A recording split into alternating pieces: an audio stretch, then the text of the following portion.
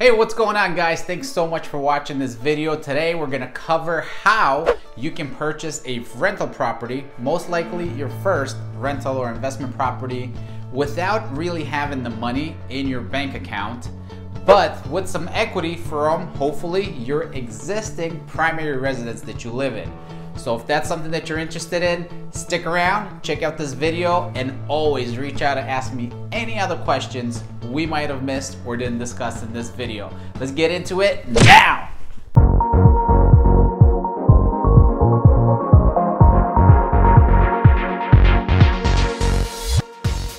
Alright guys, thank you so much for watching this. I truly appreciate it, and as always, you guys know I'm doing these videos to try to help you take that next step into whatever direction you want to go into, whether it's just buying or selling a regular primary residence, or if you're ready to take that first step towards property investment, rentals, flips, whatever it may be.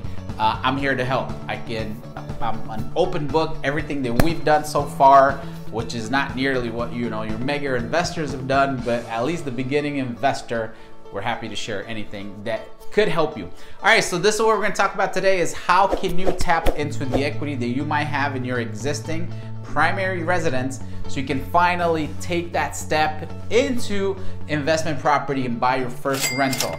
We believe with 1,000% of certainty that is the way of the fastest path to retirement. Just buy as many rental properties as you can. In this crazy market that we're in right now, this is January 2021. It is just berserk in Arizona. So prices are high, not a lot of inventory, and it's just a battle out there to be able to purchase something. But if you're buying in any other markets around the country, it might not be so bad. It doesn't matter, guys, where you buy this property, as long as the numbers work.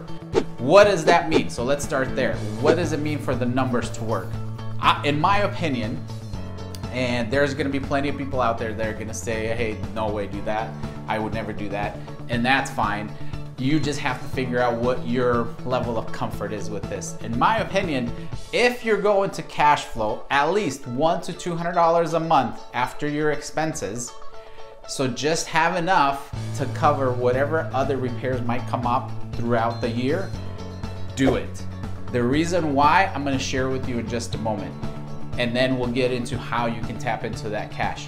But it just makes perfect sense, guys. Just think about it. Let's say you have a property that costs $200,000, right? $200,000. If it's an investment property, you have to have $20% down. You have to have 20% down. So that would be $40,000 down payment. Okay, so that means you're gonna have a loan of about $160,000.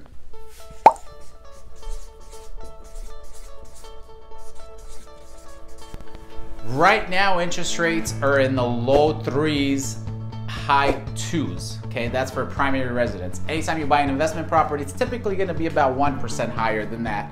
So let's assume it's gonna be around 4% interest. Taxes and insurance in there at 4%, your payment for that mortgage is going to be around $970 a month. All right, so to be safe, you want to put some expenses in there already. Add about $200 to $300 of expenses per month for just anything that could come up. Maybe you have to pay the HOA yourself. Maybe you have to pay for the water. Figure out some vacancy factor in there. Just have a cushion like that. Let's say $250, all right? So let's add that to this. So there you go. So that $1,220 could be your estimated expenses for this mortgage. And then you want to add that extra $100 to $200 a month. If you want to be able to clear $200 a month net profit, you want to make sure that you can rent that property for over $1,400. Okay, so if you estimate this pretty accurately, it's never going to be a perfect science. Things come up, just things are going to be different from month to month. So $970 for your mortgage payment plus taxes and insurance, add about $250 of expenses per month, and then add $230 of a cash flow that you want to have left over each month. And that's what the scenario is going to look like. All right, so if you buy a rental property like that, you want to make sure it's in an area where you can rent it for at least $14.50 per month, and that will give you at least that scenario. So in Phoenix right now, with the market the way it is, if you can find that, it's golden. In other markets, they'll probably tell you you're crazy unless you're making $400, $500, $600 cash flow per month. Don't do it. But in our market, you should be happy with that. And let me show you why. So the reason why I believe in this, guys, 1,000% is because of what I like to call the triple header. There's 3 ways you're gonna benefit from a rental property that sometimes people might not see it up front. So first, number 1 is the cash flow, which is what we just talked about. It might not be much, who cares? It's just a little bit of money in there to cover expenses. I don't even care to really profit from that property right away. I'm buying these for the long-term investment. That's what real estate is, guys. If you're thinking you're gonna buy a rental property to get rich quick, it doesn't happen. You know, there may be some extreme circumstances where that could happen and your property could double in value in like 1 to 2 years. I have not seen it in my lifetime. Maybe it's coming, maybe it's never coming, doesn't matter. Okay, we buy property, guys, for the long term. You gotta look at least 10, 15, 20 years in the future. It is a retirement opportunity like no other, okay? So you gotta look long-term on it, right? So cash flow is a nice bonus. If it's there, great. All right, number 2, guys, it is asset accumulation, value increase, you know, whatever you wanna call it, equity, doesn't matter, whatever you wanna call it. What really matters is that that asset is going to increase in value over time. Okay, so you're buying it for $200,000 now, next year it might be a little bit less, and so on. So that's gonna continue to increase in value. Obviously, the longer you hold it, the more that's gonna appreciate, all right? So that is number 2. Number 3, my favorite one by far, somebody else is going to pay this off for you. The renter that you have in there, guys, is going to continue to pay that property off for you. So there are some advanced techniques where you can get it paid off sooner, which most of you probably know, you know, make an extra payment every year, make extra payments every month, whatever you can do. It just depends on what your long-term goal is. For us, it's always equity. It's always paying down the debt as quick as we can. So any extra money that we have from that property every month, we just pay extra so we can pay it down faster. The goal is to get these paid in 15 to 20 years tops, not 30. So then your retirement happens even sooner, all right? So somebody else will pay that off for you. You just gotta keep renters in there, and the way the market is going right now, there is never a shortage of renters. So the better the renter that you can find, hopefully they can stay in there longer so you don't have to turn them over too often. That is the triple header, which I guarantee you guys, you cannot go wrong. Will it come with headaches? Absolutely. Being a landlord is not fun. So the other thing you could add in your expenses is maybe another $150 and hire a property management company that will take away all your headaches and they'll take care of everything for you. That's the way I prefer to do it, just because this is a side hustle for us. I'm way too busy with my current work and business and real estate and family and kids. I'd rather pay that money to somebody else to take care of that. But you do it however it works best for you. All right, so that's why you gotta do this. Now, the main point of this video is, where do you get that money? Let's get into the nitty gritty, which is what you really wanted to know. Robert, where do I get this money from? All right, and I'm telling you this works because we did it. So the example I'm gonna give you is exactly what we did. It's super simple, but you gotta have equity in your home, all right? So we bought our first home in 2011, okay? And we bought it for, I don't remember. All right, and about 4 years later, that value went up to $250,000, okay? All right, guys, so we bought our first property for about $130-some thousand. We put some money down as a down payment, as most of you guys have to do when you buy your home. And luckily we bought it almost at the bottom of the market. It was not planned, just kind of the way it worked out and how things happened in our life. And 4 years later, that value went up to $250,000. Okay, so it doubled in 4 years.